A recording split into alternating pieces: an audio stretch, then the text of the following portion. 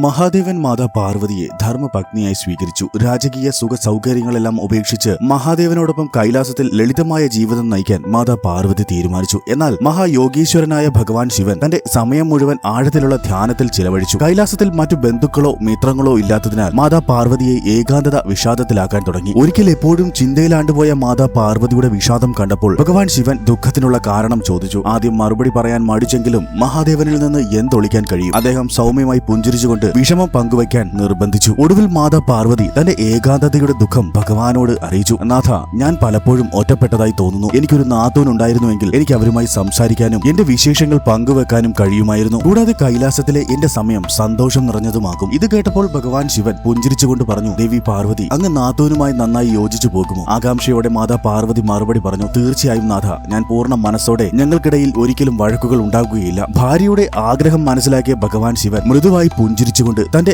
ദിവ്യ ശക്തിയാൽ ഒരു സ്ത്രീ രൂപത്തിന് ജന്മം നൽകി. അദ്ദേഹം ആ ദേവിക്ക് അസവരി ദേവി എന്ന നാമം നൽകി. എന്നിട്ട് തന്റെ പ്രിയ സഹോദരിയായി മാതാ പാർവതിക്ക് പരിചയപ്പെടുത്തി. എന്നാൽ ശ്രീ അസവരി ദേവിയുടെ രൂപം അല്പം ഭയപ്പെടുത്തുന്നതായിരുന്നു. അവർക്ക് വലിയ ശരീരവും കറുത്ത ചർമ്മവും വലിയ ചുണ്ടുകൾ, പാദങ്ങളിൽ ആഴത്തിലുള്ള വിള്ളലുകൾ എന്നിവ ഉണ്ടായിരുന്നു. ജനിച്ച ഉടൻ തന്നെ അവർ മഹാദേവനെ വണങ്ങിക്കൊണ്ട് തന്റെ സൃഷ്ടിയുടെ കാരണം ആരാഞ്ഞു. തുടർന്ന് മഹാദേവൻ നടന്നതെല്ലാം വിശദീകരിച്ചു. അങ്ങനെ അസവരി ദേവിയുടെ ഈ ഭീകരമായ രൂപം കണ്ട് മാതാ പാർവതി അമ്പരന്നെങ്കിലും നാഥുനെ ലഭിച്ചതിൽ അവർക്ക് സന്തോഷം തോന്നി. തുടർന്ന് മാതാ പാർവതി നിറയെ ഭക്ഷണങ്ങൾ തയ്യാറാക്കി മഹാദേവനെയും അദ്ദേഹത്തിന്റെ ഗണങ്ങളെയും ക്ഷണിക്കാൻ പോയി. എന്നാൽ മാതാ പാർവതിയും മഹാദേവനും തിരിച്ചു വന്നപ്പോൾ കണ്ടത് എല്ലാ ഭക്ഷണങ്ങളും അസവരി ദേവി മുഴുവനായും കഴിച്ചു തീർത്തിരിക്കുന്നതാണ്. ശിവഗണങ്ങൾക്ക് വിശന്നു. മഹാദേവന് പോലും കഴിക്കാൻ ഒന്നും ബാക്കിയുണ്ടായിരുന്നില്ല. തന്റെ ഭർത്താവ് വിശപ്പോടെ മടങ്ങുന്നത് കണ്ടപ്പോൾ മാതാ പാർവതിക്ക് വല്ലാതെ വിഷമം തോന്നി. പക്ഷേ നാഥുനെ വേണമെന്ന് ആഗ്രഹിച്ചത് താനായതിനാൽ അവർ ഒന്നും തന്നെ പറഞ്ഞിരുന്നില്ല. തുടർന്ന് ഇത് സ്ഥിരമായി മാറി. ഒരു ദിവസം അവർ ഒരുമിച്ചിരുന്ന് ചിരിക്കുകയും സംസാരിക്കുകയും ചെയ്തപ്പോൾ അസവരി ദേവി വികൃതി എന്നോണം മാതാ പാർവതിയെ തന്റെ പാദങ്ങളിലെ വിള്ളലുകൾക്കുള്ളിൽ കുടുക്കി. ശ്വാസം കിട്ടാതെ മാതാ പാർവതി പരിഭ്രാന്തയായി. പക്ഷേ അസവരി ദേവി അവരെ വിട്ടില്ല. വളരെ സമയം കഴിഞ്ഞിട്ടും പ്രിയ പത്നിയെ കാണാതായപ്പോൾ മഹാദേവൻ ശ്രീ അസവരി ദേവിയോട് മാതാ പാർവതി എവിടെയെന്ന് ചോദിച്ചു. അപ്പോൾ അവർ പറഞ്ഞു താൻ കണ്ടില്ല എന്ന്. എന്നാൽ എല്ലാം മനസ്സിലാക്കിയ മഹാദേവൻ അവരെ ഉടൻ തന്നെ മോചിപ്പിക്കാൻ പറഞ്ഞു. തുടർന്ന് അസവരി ദേവി തന്റെ പാദം തറയിൽ ആഞ്ഞു ചവിട്ടി. മാതാ പാർവതി പുറത്തേക്ക് തെറിച്ചു വീണു. അപ്പോൾ മാതാ പാർവതിക്ക് ദേഷ്യം വന്നു. ദേവി ഭഗവാനോട് സഹായം അഭ്യർത്ഥിച്ചു. അപ്പോൾ മഹാദേവൻ പറഞ്ഞു, ദേവി, ഞാൻ ആദ്യമേ ചോദിച്ചതല്ലേ അങ്ങ് നാഥുനുമായി യോജിച്ചു പോകുമോ എന്ന്. തനിക്ക് സംഭവിച്ചതിനോട് മാതാ പാർവതി ഭഗവാനോട് ക്ഷമ ചോദിച്ചു. അതിനുശേഷം ഭഗവാൻ ശിവൻ ശ്രീ അസവരി ദേവിയെ കൈലാസം വിട്ട് മറ്റെവിടെയെങ്കിലും പോയി തപസ് ചെയ്യാൻ ആവശ്യപ്പെട്ടു. അദ്ദേഹം അവർക്ക് അനുഗ്രഹത്തോടെ വിട നൽകി. അന്നു മുതലാണ് ലോകമെമ്പാടുമുള്ള കുടുംബങ്ങളിൽ നാഥൂന്മാർ തമ്മിലുള്ള സ്നേഹം നിറഞ്ഞതും എന്നാൽ ചെറിയ കുസൃതികൾ നിറഞ്ഞതുമായ ഈ കളിയായ വഴക്കുകൾ തുടങ്ങിയതെന്ന് പറയപ്പെടുന്നു. ഇത് കുടുംബ ബന്ധങ്ങളിലെ സ്നേഹത്തിന്റെയും തമാശയുടെയും ഒരു ഓർമ്മപ്പെടുത്തലാണ്.